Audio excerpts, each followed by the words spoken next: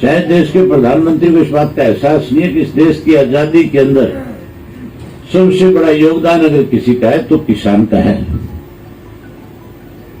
और लंबी लड़ाई लड़ करके इस देश को देश के आजाद कराने में किसान ने एक बड़ी भूमिका निभाई है। ये तो अभी तो 4 महीने हुए हैं, अगर इस आंदोलन को 4 साल भी चलाना पड़ेगा तो भी मुझे लगता नहीं है कि किसान कहीं इस आंदोलन से पीछे हट जाएगा। इस आंदोलन से एक फायदा हुआ है, हमारे जो आपस में छोटे मोटे मतभेद होते थे, जो राजनीतिक तौर पे हमें लोग गुमराह करके आपस में लड़ाते थे,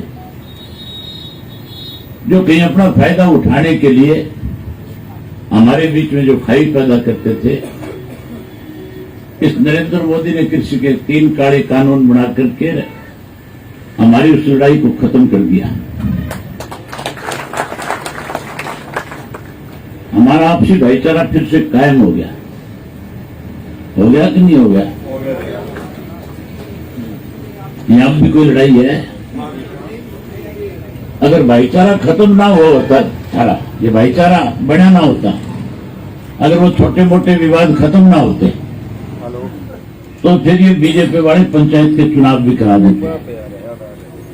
अब इनको पता लग गया कि अगर पंचायत के चुनाव हो गए, जिला परिषद ब्लॉक समिति के चुनाव हो गए, तो लोगों ने जिस तरह से इस आंदोलन के अंदर गांव गांव के अंदर एक एक व्यक्ति का उससे कैसे जुड़ाव हो, इसके लिए जहां चंदा देने का काम किया, जहां इस आंदोलन का हिस्सा बनने के लिए अपनी अपनी जिम्मेवारी निभाई, रोजाना अपनी ड्यूटियां दी, उसी तरीके से लोग पंचायत करके बैठ करके पंचायतें अपनी ना बना ले। इस डर के मारे इन्होंने चुनाव नहीं कराया। अगर चुनाव करा ले तो इस बीजेपी का जेजेपी का दिवालिया पिट जाएगा कि नहीं पिट जाएगा? इन दोनों को तो मेरी ख्याल कोई पर्ची देगा भी नहीं। कोई जब भूल चुक के पर्ची दे है तो गांव वाले फिर उसको गांव से बाहर भी कर दे। उसने भी कहते भाई तू मेरे साथ शामिल हो ले, तू भी बाहर हो। मेरा कहने का मतलब है कि आज जो है इस किस्म के हालात इन लोगों ने प्रदेश में बना दिए कि आज हर व्यक्ति जो है अपने छोटे मोटे विवाद को भूल करके इनके असली चेहरे को पहचान चुके हैं। इनकी नीयत क्या थी, इनकी सोच क्या थी, ये कैसे इस प्रदेश को तोड़ना चाहते थे, इस देश के किसान को कमजोर करना चाहते थे। हमारा ना विधानसभा का सत्र चल रहा था जब ये आंदोलन शुरू हुआ था, मैं उस वक्त एमएलए था, तो मैंने इस्तीफा नहीं दिया था। और उस सेशन के दौरान प्रदेश के मुख्यमंत्री की तरफ से एक प्रस्ताव लाया गया था। जब वो सेशन शुरू हुआ था तो हम इस बात को लेकर के बारी बारी स्पीकर से कह रहे थे कि सारे काम को रोक करके पहले किसान आंदोलन पर चर्चा कराई जाए। ये तीनों कृषि के काले कानून बनाने की वजह से जो आज हालात देश में प्रदेश में हुए, पहले उस पर बात हो। तो मुख्यमंत्री ने अपनी तरफ से एक प्रस्ताव ला करके उस पर चर्चा शुरू कराई थी।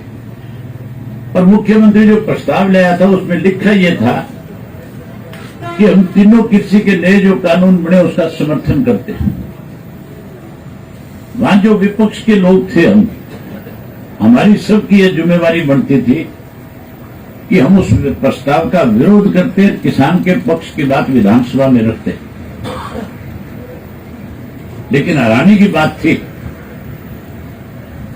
संख्या तो कांग्रेस के लोगों की ज्यादा थी। कांग्रेस के तो 30 विधायक थे। चौधरी भूपेंद्र सिंह हुड्डा की उनकी जिम्मेवारी बनती थी, उनका फर्ज बनता था कि जो प्रस्ताव आया था उस प्रस्ताव के खिलाफ लड़ाई लड़ते, विधानसभा के अंदर सरकार के सामने किसान का पक्ष रखते, सरकार को उसकी गलती का एहसास करवाते, उसको मजबूर करते कि जो प्रस्ताव तुम लेकर के इस प्रस्ताव को वापस लो।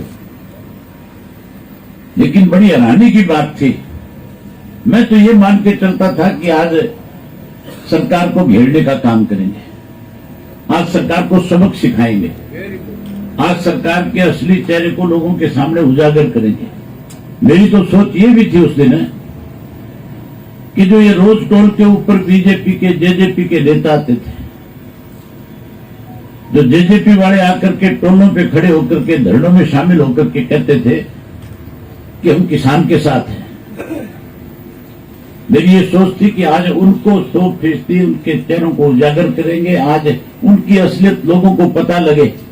या तो वो किसान के साथ होंगे तो हमारे साथ खड़े हो जाएंगे, और अगर वो किसान के साथ नहीं होंगे, सरकार के साथ होंगे, तो फिर दोबारा किसी टोल पे जाने की हिम्मत नहीं करेंगे, फिर किसी धरने में नहीं जा सकेंगे। हम तो इस सोच के साथ कि मुख्यमंत्री सभी में ऐसा प्रस्ताव लाया जिसपे सरकार को फंसा के खड़ा कर दिया। मैं उस पर खुल करके चर्चा करना चाहता था। कांग्रेस के लोगों ने शोर मचाना शुरू कर दिया। मेरे साथ सारे कांग्रेस के साथी बैठते हैं।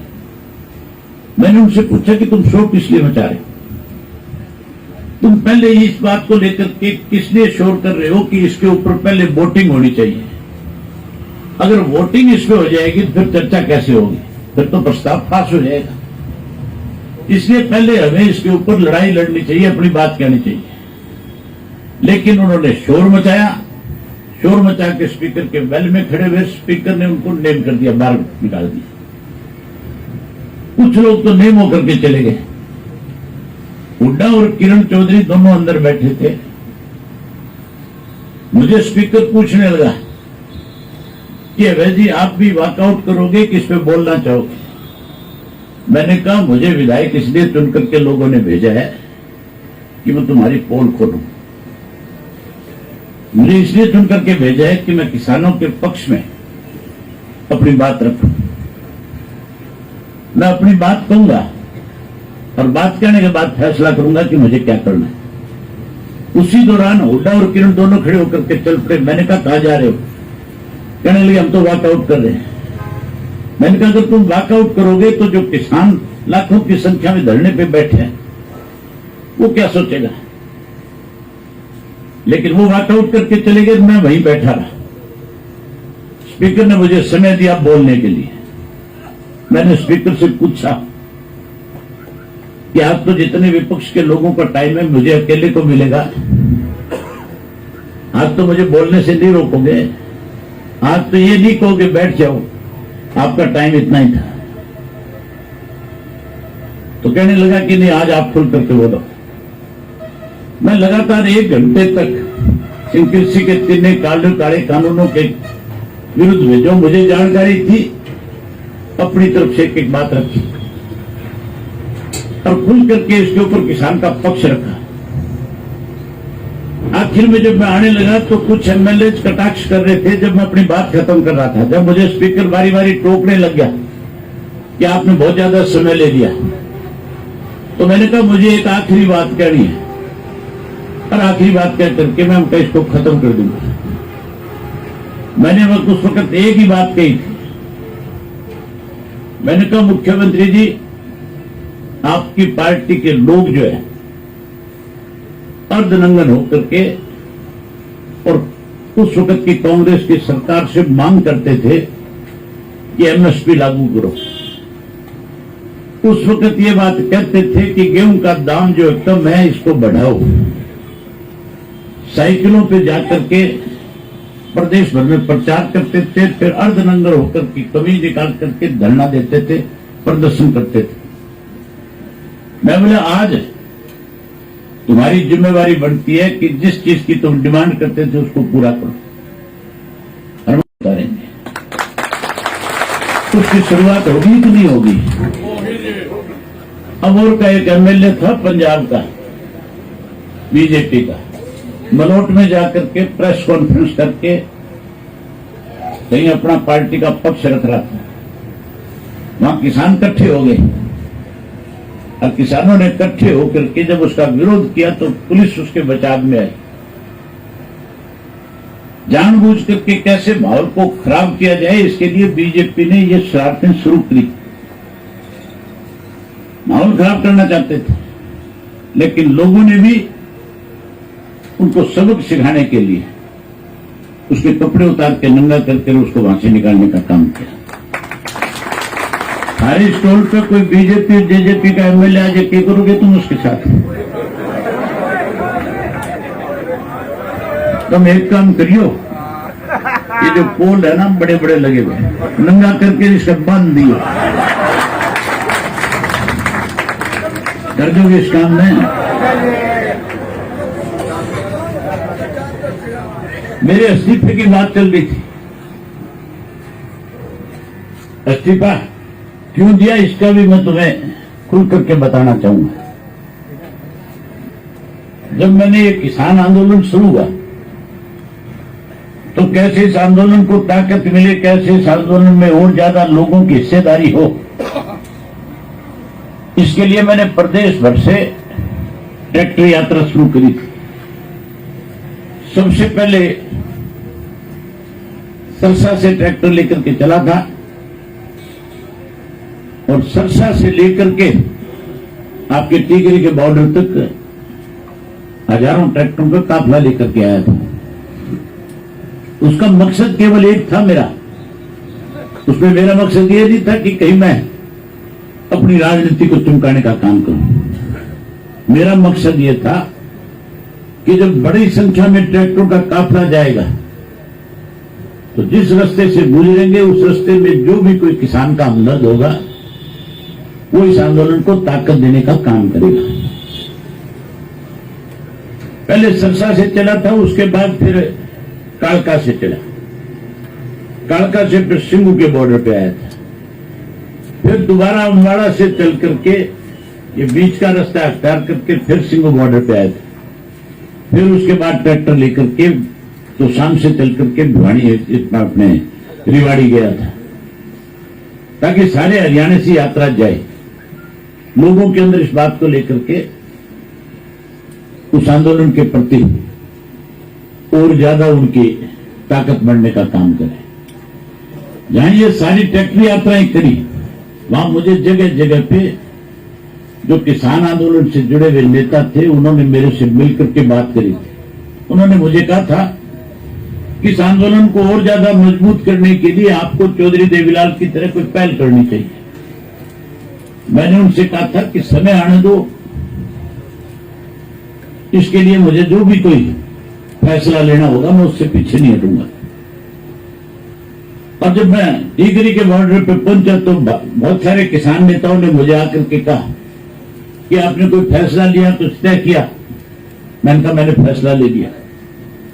मैंने तो फैसला उस दिन ले लिया था जिस दिन विधानसभा के अंदर कृषि के तीनों काले कानूनों के ऊपर सरकार मोहर लगा रही थी, सरकार इनको ठीक बता रही थी।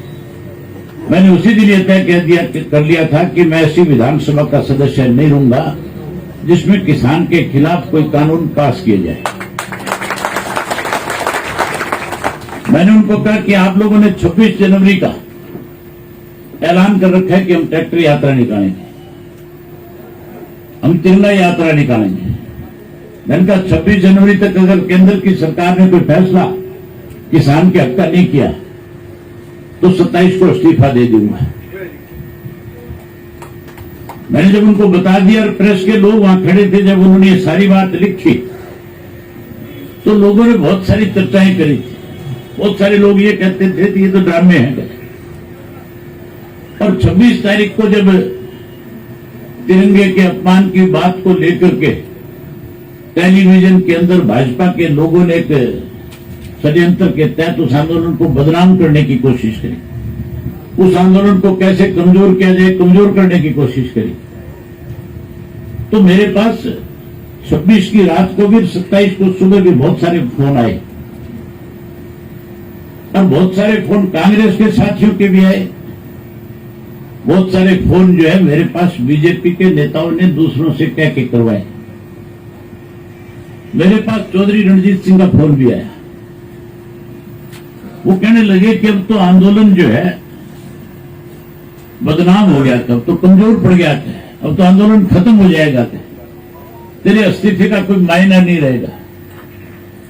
मैंने उनसे कहा, मैं बोला मेरे इस्तीफे से आंदोलन फिर जोर पकड़ जाएगा। वो कहने लगी वो कैसे होगा? मैं बोला तुम जिसको बदनाम करना चाहते हो उसका असली चेहरा कल शाम तक साफ हो जाएगा। और मैंने 27 को जब इस्तीफा दे दिया,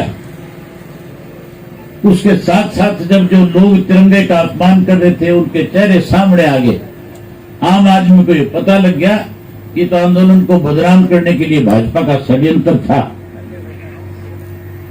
तो आंदोलन अपने आप दोबारा फिर से खड़ा हो गया कि नहीं हो गया खड़ा? उसके बाद शिकायत वाला मामला हो गया था, उसके बाद तो और जोर पकड़ गया था। और अब तो ऐसी हालत में आंदोलन है, जो जिस आंदोलन को ये कहते थे पहले सरकार में बैठे लोग कि खालिस्तानियों का है, जिस आंदोलन को कहते थे ये तो उग्रवादियों का है, अलगाववादियों का है, जिसमें कहते थे ये तो चाइना का सपोर्टेड है, और जिसको ये कहते थे ये सरदारों का है, अब तो ये सारे देश का दुनिया का हो गया कि नहीं हो गया? अभी तो बंगाल के चुनाव के नतीजे जब आएंगे तब इनकी आंख खुलेगी, तब इनको एहसास होगा कि आंदोलन जो है आम आदमी का है। ये आंदोलन किसी राजनीतिक का दल का नहीं, ये आंदोलन किसी नेता का नहीं। इस आंदोलन में तो हर व्यक्ति अपने आप जुड़ गया। अब तो सारा दिन और तो कोई चर्चा ही नहीं है स्वयं इस बात के आंदोलन को लेकर के, या कोई दूसरी चर्चा करते हो गांव में? एक ही चर्चा। एक काम और करियो, अब गेहूं की कटाई का टाइम आ जाएगा। यहां बहुत सारे बुजुर्ग बैठे, लेकिन बहुत सारे ऐसे साथी भी हैं जिनको खेत में काम भी करना पड़ेगा। अपने हर गांव के अंदर 10-20 जगह पे बुढ़े ताश खेलते हैं, रोका पीते हैं ना, वो कुर्सी गेहूं कटा है, उनकी गेहूं तो सारा दिन ताश है। उन बुढ़े ताश दे दो और उन्हें यहां भेज दियो सब, ताकि धरना कमजोर न था। तुम अपना काम कर लियो, वो अपना सांस तक यहां बैठे हुक्का गुड़गुड़ाओगे, ताश खेलेंगे, इस आंदोलन को और ज्यादा मजबूत कर देंगे। कर लोगे ये काम है? बस तो मन तो बहुत सारा था कि थारे बीच में और टाइम लगाऊं, लेकिन मुझे कैथल जाना है। कैथल में कार्यक्रम दे रखे हैं, 4 बजे पहुंचना है। इस करके आपका ज्यादा समय नहीं लूंगा। रही है आपका सारा चलता रहे धरना, ये आपका लंगर सारा चलता रहे, इसके लिए 21,000 रुपये दे करके जाता हूं, ताकि बढ़िया ढंग से खिलाए। और भी कोई कमी रहे जो कभी याद करके आ जाऊंगा। बहुत धन्यवाद।